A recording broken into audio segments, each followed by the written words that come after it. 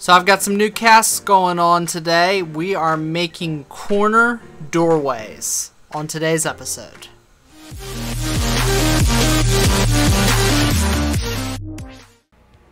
Hey guys, what's going on? Michael here. So today I am making up some corner doorways for my dungeon tiles.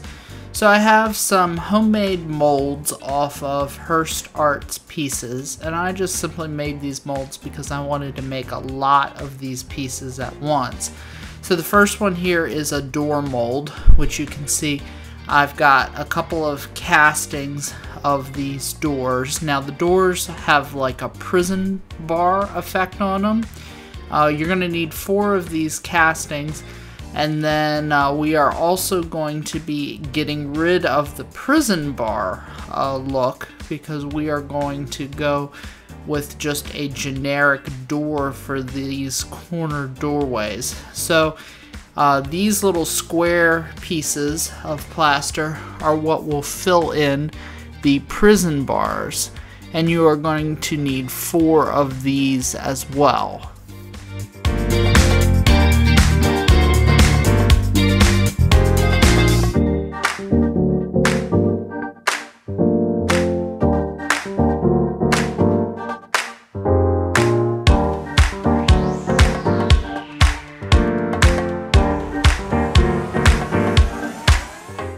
Now outside of those, you're going to need a mold like this, which is what I use to cast my 1/2 inch by 1/2 inch by 1.5 inches high wall pieces, and we will need 3 of these pieces.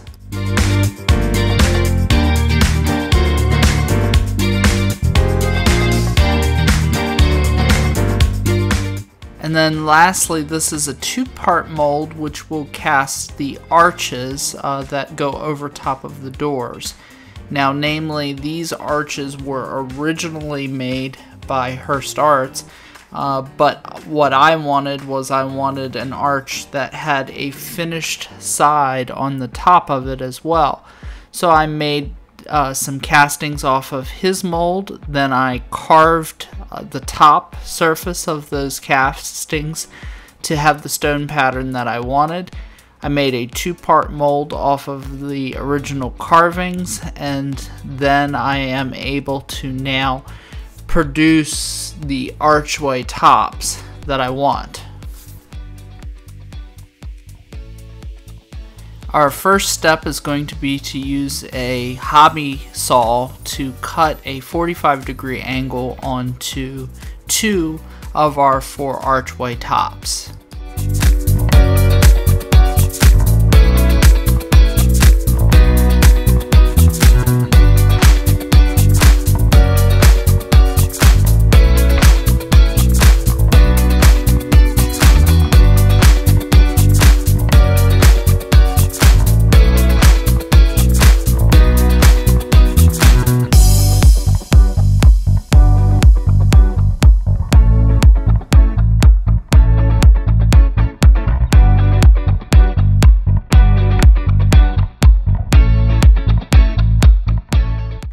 Now that we've got those 45s cut, we're going to take some Aleene's tacky glue and we're going to glue up all of these parts. We'll start by gluing these little square pieces over top of our bars and gluing our doors together so we have double-sided doors. And then we will go ahead and try to glue our arches together.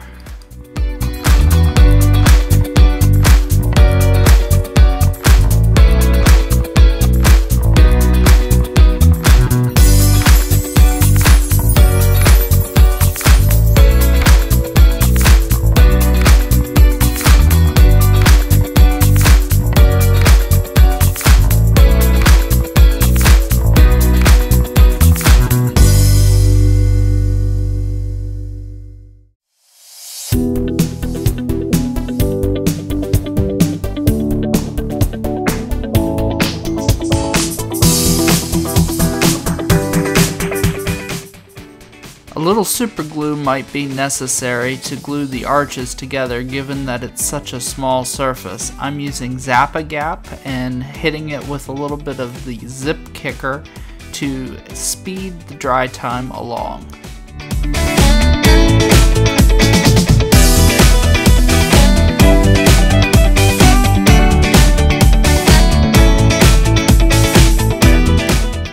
At this point, it's important to do a dry fit on everything and make sure that it all fits. In my case, I found out that my doors were slightly too tall, so I needed to sand a little off of the top of each of the doors to have them fit with the arches and the posts real well.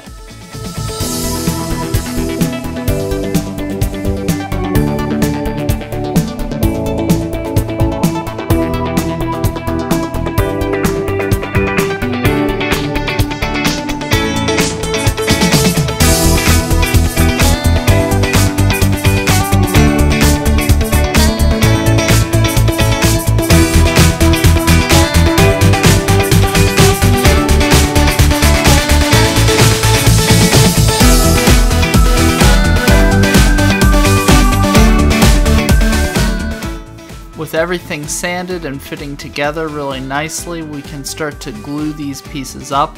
I'm using my homemade corner jig to help get everything lined up straight, and just some Aleene's tacky glue across all of the pieces to hold everything together. We will go back and fill in these gaps later with super glue, but this is just the initial bond.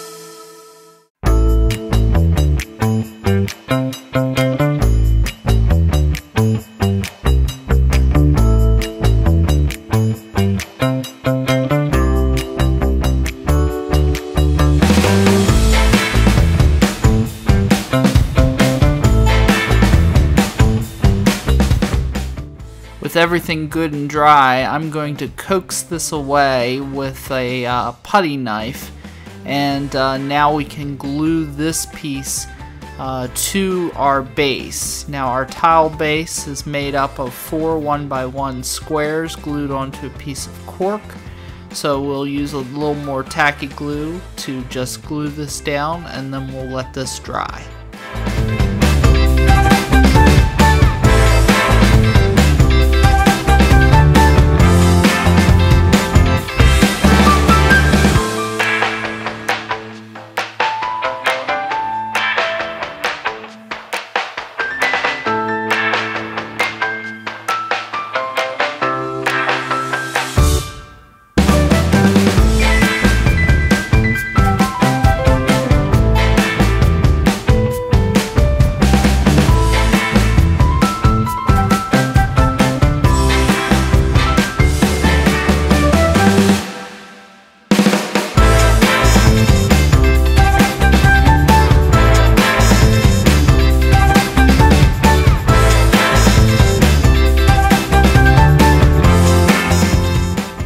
Now some of you would be ready to paint at this point, but for my next step I'm going to take a little bit of Zap-A-Gap and fill the gaps in these pieces.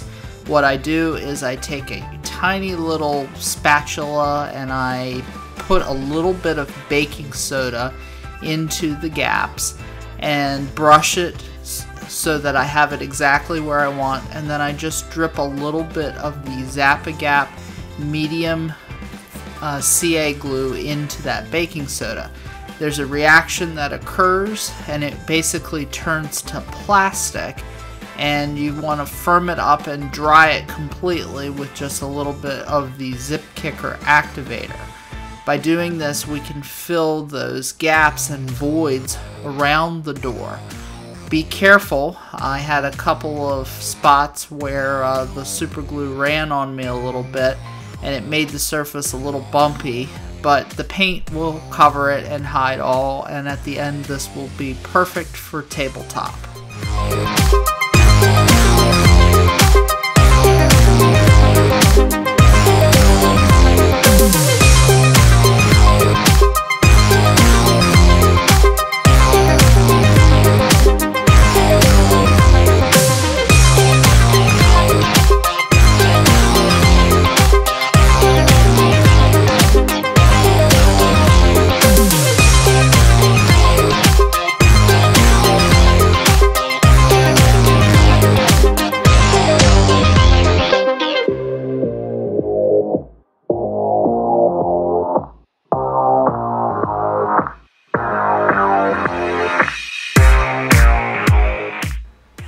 have it, our finished and assembled piece.